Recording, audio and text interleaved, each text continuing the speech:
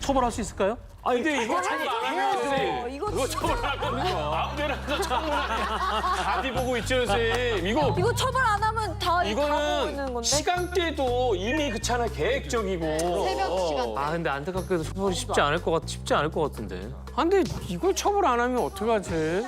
처음도 아니고. 맞아요. 그러니까. 이거 어떻게 해야 강력 처벌할 수 있어요? 뭘로 해야? 그래서 전문 변호사님 했어요? 저희들이 인터뷰를 했습니다. 우와. 직접 보시죠. 나 너무 진짜 무겁게 때려주세요. 안녕하세요. 이혼 전문 변호사 박보람입니다.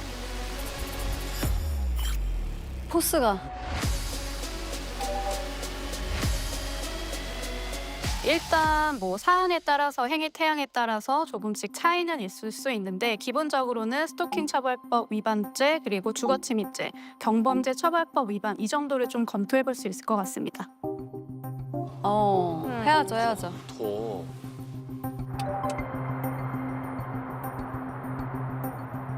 기본적으로 차량을 밟고 창문을 밖에서 들여다본 행위만으로는 좀 범죄가 성립하기 어려울 수 있습니다. 꽤 어려울 것 같아. 주거침입죄 같은 경우에는 기본적으로 창문 밖에서 가해자가 손이라든지 뭐 얼굴 정도 침입이 있어야지 주거침입죄가 성립할 수가 있기 때문에 안으로 들어가야 돼? 너무 소름 끼치지. 진짜 소름 끼친다. 이러한 침입 행위 없이 밖에서 창문 안을 들여다본 행위만으로는 주거침입죄가 성립하기 좀 어려울 수 있습니다. 그런데 지금 이 사건 같은 경우에 보면은 가해자가 그 피해자의 창 밖에 붙어 있는 방범창을 손으로 붙잡고 벽에 기대서 그 안을 바라보는 행위를 볼 수가 있거든요. 들어간 거지 손이 들어갔어요. 그 경우에는 이 방범창과 창문 사이의 공간도 법원에서는 주거의 평온을 보호받아야 될 공간이다라고 보기 때문에 주거침입죄로 처벌이 가능할 수 있습니다.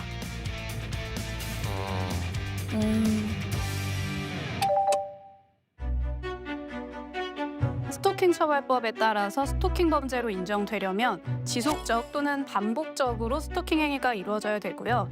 지금 맞아, 지속적으로. 이것도 진짜 너무 좀 그렇다.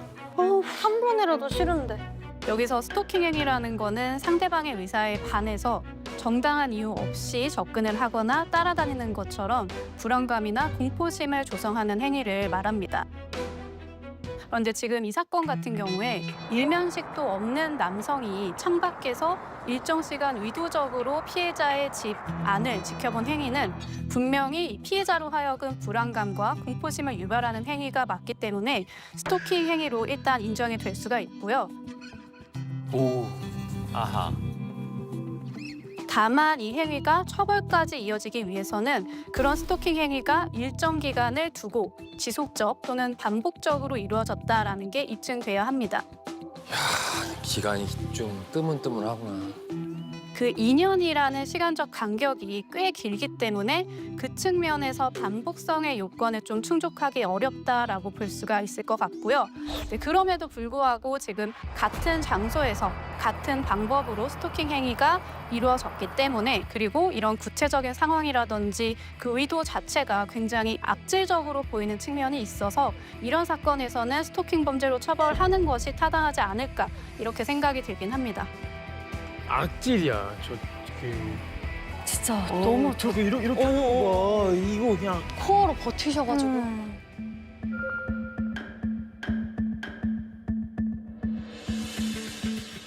스토킹 살인 사건의 충격이 가시지 않는 가운데 헤어진 여자친구를 스토킹하다가 살해한 이 피의자. 여성의 집을 훔쳐보고 엿들은 가해자도 그래 저 스토킹 범죄는 진짜 네, 스토킹 처벌법 같은 경우에는 지금 2021년도 10월쯤부터 시행이 돼서 만 4년이 되지 않았거든요. 그 사이에 좀 개정도 많이 이루어지기도 했고 또 피해자 보호에 대한 제도적인 보완도 이루어지긴 했는데 앞서 이 반복성이라든지 지속성의 요건을 너무 엄격하게 해석을 하게 되면 피해자가 범죄에 노출되는 걸 예방하지 못할 수도 있기 때문에 이런 측면에서 이 반복성과 지속성의 요건을 좀 일정 부분 완화해서 해석할 필요가 있다라고 보입니다.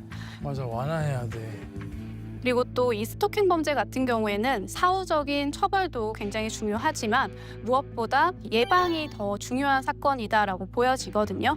맞아, 그럼 맞아. 꼭 일 터지고 그러면 안 되지. 그 측면에서 피해자가 좀 안전하게 보호될 수 있는 환경을 만들어주는 게 지금으로서는 가장 시급한 과제다라고 보입니다.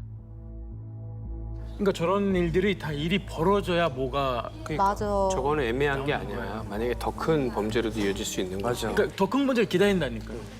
자, 전문 변호사 의견 종합할 때 처벌된다예요? 처벌 안 될 수도 있다는 거예요. 안 될 수도 있다. 그렇죠? 처벌 안 될 가능성이 크지만 처벌했으면 좋겠다라는 그렇게 결론을 종합할 수 있죠. 네.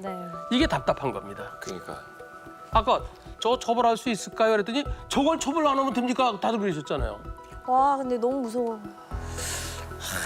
저걸 좀 답답하네요. 저거를 불안감 조성한 거 경범죄 해봤자 10만 원. 그거 갖고는 안 되겠죠. 네. 그게 더 무서워. 이거는 수사팀에서요. 좀 묘안을 내서 좀 연구를 해서 뭔가 좀 처벌할 수 있었으면 좋겠습니다. 그리고 본인 스스로 이 방송에서 모자이크해도 알겠죠? 그럼요. 그 옷만 봐도 알 것 같아요. 그래서 정신 차렸으면 좋겠습니다.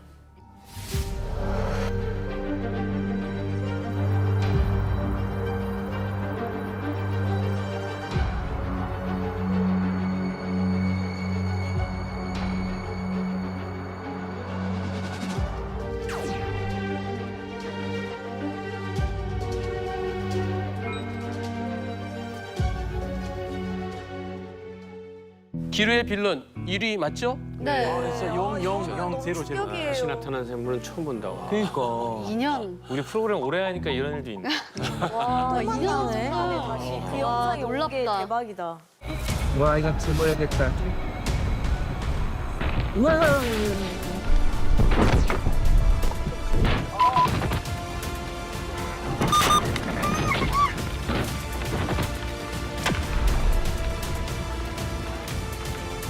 자, 이번에는요. 전동 킥보드. 이 중고등학생들도 전동 킥보드 많이 타요. 많이 타죠. 예. 원래는 못 타는 건데 아, 원래는 미성년자가 안 되는구나. 밤이네요. 보겠습니다. 불박차 속도 빠르지 않아요.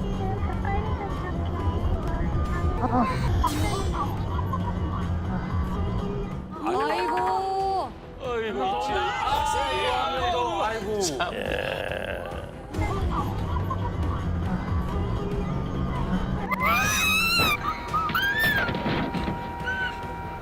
아 진짜 후발주자다. 진짜 후발주자 있구나.